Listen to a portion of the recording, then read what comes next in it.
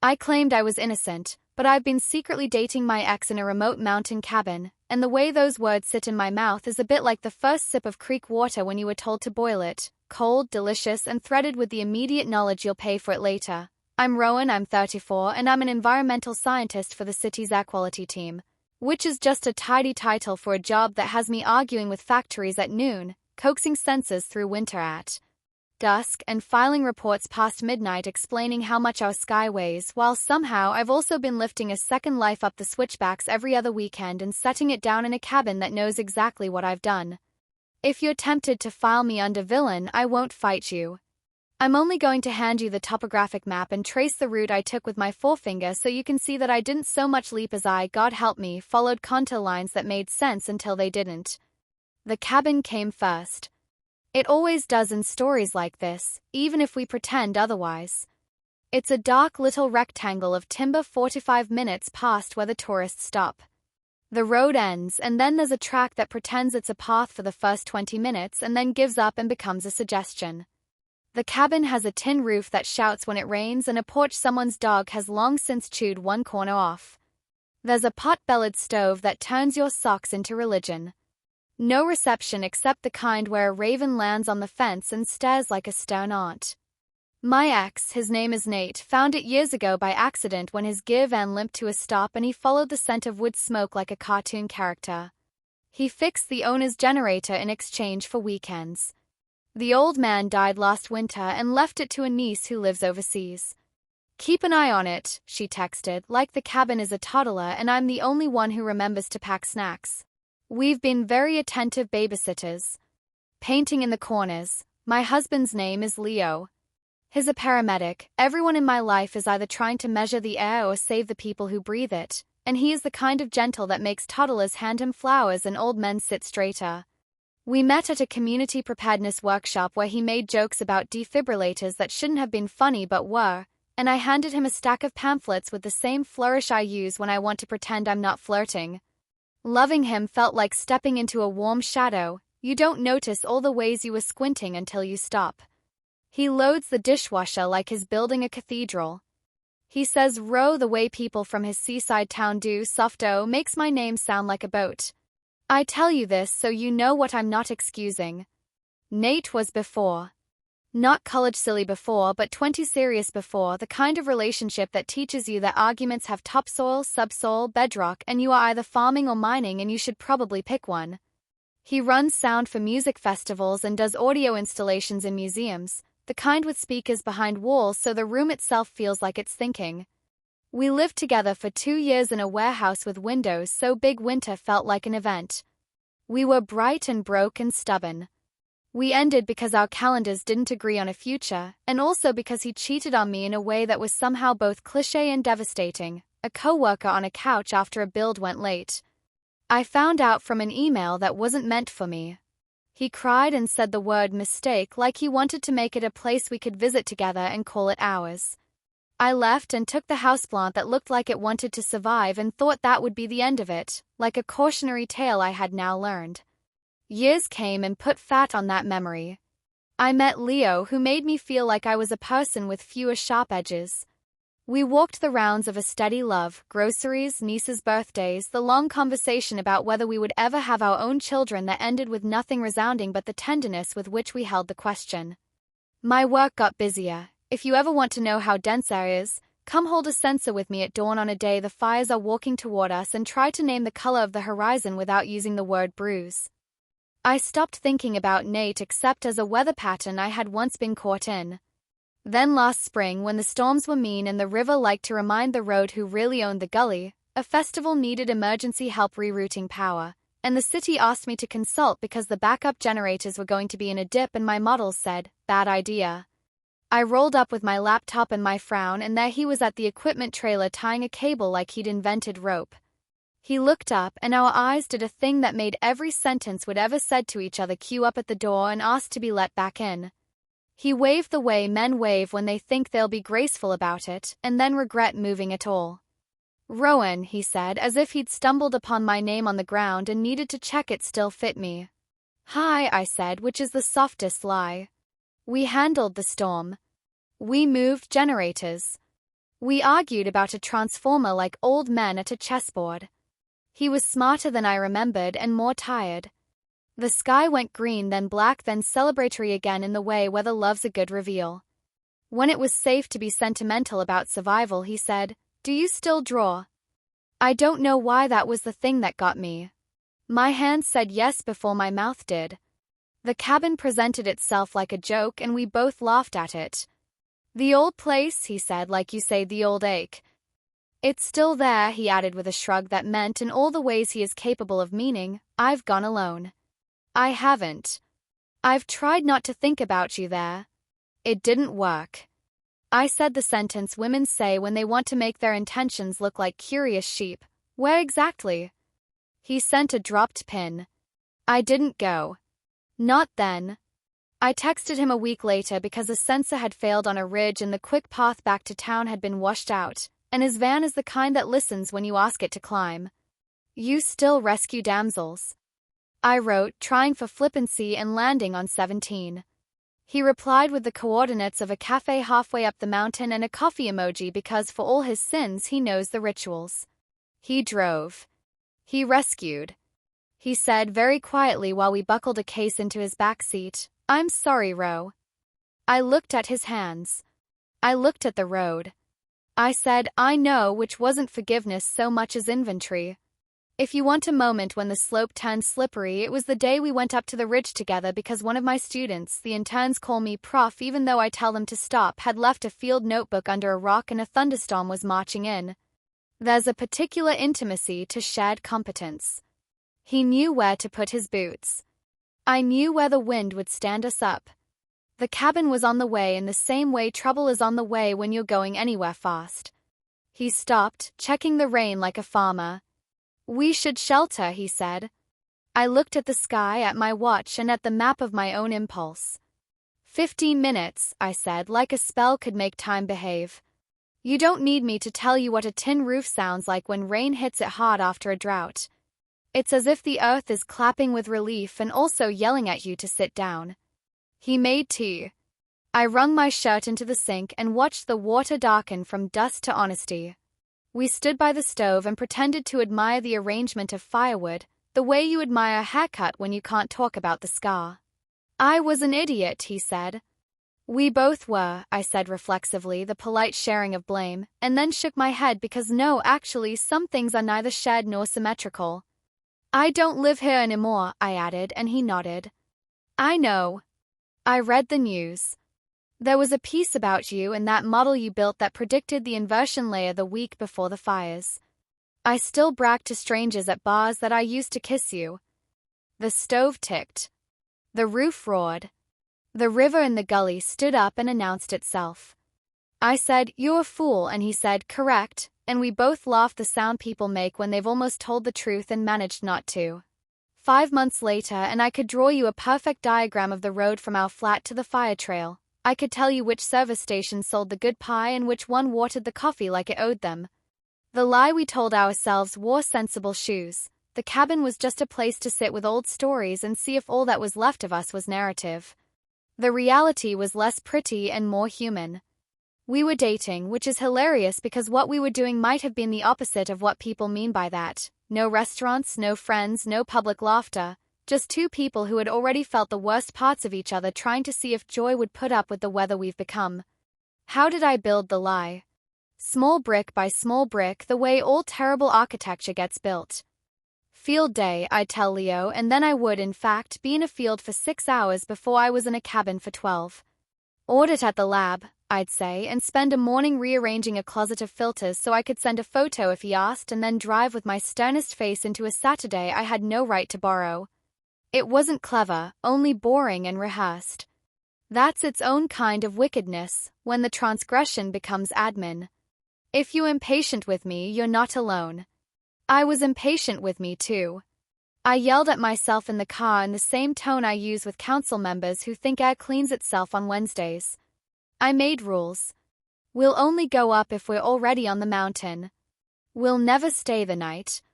We won't bring anything new into the cabin, no toothbrushes, no shirts left hanging over the bed frame like flags.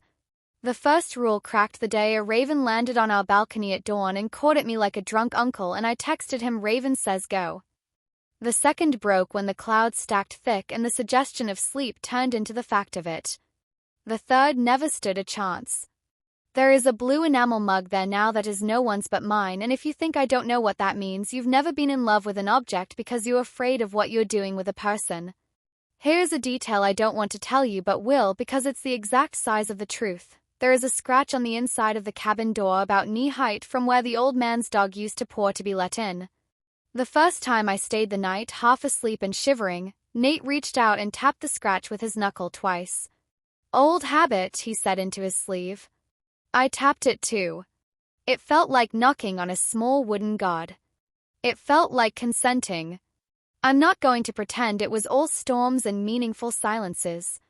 Some of it was domestic in the kindest way, pan-fried potatoes burnt on one side because we were busy laughing, walks to the creek where we argued about how loud nature is allowed to be, a morning where he woke me by trying to draw me on the page of a newspaper because we had run out of kindling and he was using newsprint as fuel, and he hates waste and I hate being immortalized in charcoal when I'm half-drooling.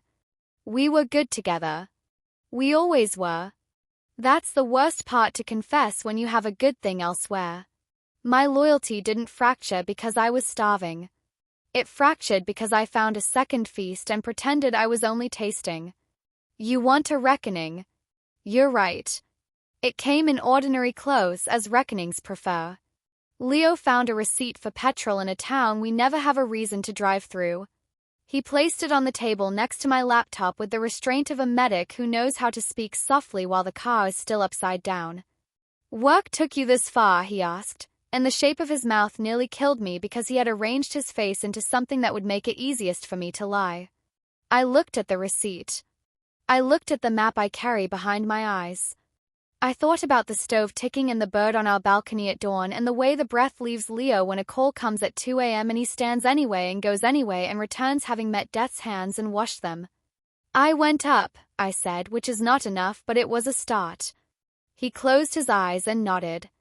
"To the cabin?" he asked. The word in his mouth made it a kindness. "Yes," I said. "To the cabin." He looked at my hands the way I do when I'm checking a cuff for particulates, and then back at my face. "With Nate." The way he said his name had no spit in it, no thrown stone. I nodded again. He put one palm flat on the table like he was studying a map. "How long?" he asked. "Months," I said. "Since spring." He pinched the bridge of his nose. The kettle boiled a sound that made the air in the room look like a cartoon of heat. "I don't need details," he said, and then, "I need the truth in bulk." I opened my mouth and the truth came out so fast it made me look heroic when what I was being was tired. People always want the scene where the betrayed partner either explodes or forgives. We didn't do either. We sat in the middle place where you do the first math of war. He asked, "Do you love him?" and I said yes, because a lie there would be an insult to the wreckage. He nodded like a man who has been given data that ruins his model and then finds a way to work it into the graph anyway. "Do you love me?" "Yes," I said, and the horrible thing is that both yeses were true. "Are you leaving?" he asked finally, and I said the only sentence that made my gums ache, "I don't know." I left that night because sometimes your body must be shown the door out of a room it built. I didn't go to the cabin. I went to my friend Aria's place, where the couch is always a little sticky with mango because her twins live like the fruit is a friend, and I lay there like a project in triage and didn't sleep. At dawn, I drove up the mountain without thinking and for once turned off before the trail and parked at the lookout where tourists throw their arms out at the sky and take photos as if the horizon will do them the favor of holding still. I watched the light climb the opposite ridge. I looked at the track to the cabin and didn't take it. I sent Nate a message that said, "I told him," and he wrote back, "Okay," which is the size of love when you are trying not to make it a demand. You think it ended there. It didn't. There were months of the in-between, the place where you move between flats like you're trying on coats, where boxes collect at the corners of rugs like quiet animals, where you take long showers not because water solves anything but because heat can hold a person up when she's failed to keep herself standing. Leo and I separated softly. I didn't deserve that softness and he gave it anyway. We divided books like civilized addicts. He kept the blender because he is the smoothie person. I took the heavy saucepan that makes every soup feel like a decision. He got the better friend group because I brought the trouble like a casserole to their table. My mother pretended to be furious and then fed me, which is the most mother thing anyone has ever done. Did I end it with Nate? I tried. The first attempt was a noble week where I didn't reply to anything but weather. He let it be because for all his earnestness he understands that love is not the same as insistence. Then one night a storm rolled over the mountains like a parade of bruised elephants, and he sent a video from the porch. The rain came in diagonally as if it had plans, and the camera shook because his hand was shaking, and he wrote, "Wish you were hearing this," and I wrote back, "Me too," and that was the end of that noble week.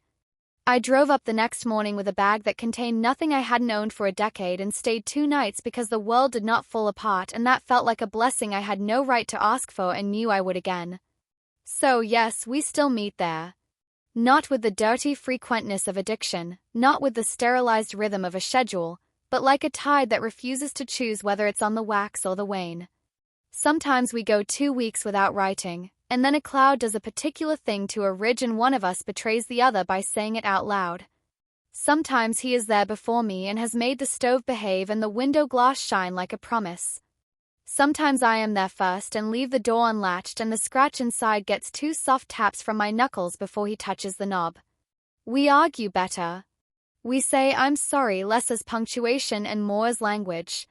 He doesn't make pledges about leaving the world with me. I don't ask him to swear at the weather. We meet and then we leave, and in the leaving we are trying to be, if not moral, then at least careful. What am I going to do? You want the answer, the title of the chapter where I become admirable again. I don't have it. Some mornings the answer is I will stop and I will atone by learning to sit on my hands. Other mornings it is I will leave all this and build a life with the man who knows the difference between silence as peace and silence as punishment. There are days when I walk to work and think very clearly, you are a coward, and then the wind changes and a sheet of haze lifts from the highway and I remember there are 1,000 bigger fires than mine, and that is not absolution so much as scale. 2 weeks ago, I took one of the interns up to check a station we'd been getting nonsense from. I did the light lying, watch that step, hold the strap you do when you're trying not to narrate your ghosts. We finished at 4 and the sky had the good kind of purple in it. She looked at the ridge and said, "Have you ever stayed up there?" And I said, "Once or twice," in a voice that could be tortured in court into anything. On the way down, we found a kangaroo skeleton, so clean the curve of the spine looked like a kid had drawn it with a steady hand. My intern said, "You can see the whole story at once," which felt unfair because that is what I want of myself and cannot seem to get. We carried the memory of it to the car like an egg. Last night I stayed in the city. I watered the pot plants like they were answers.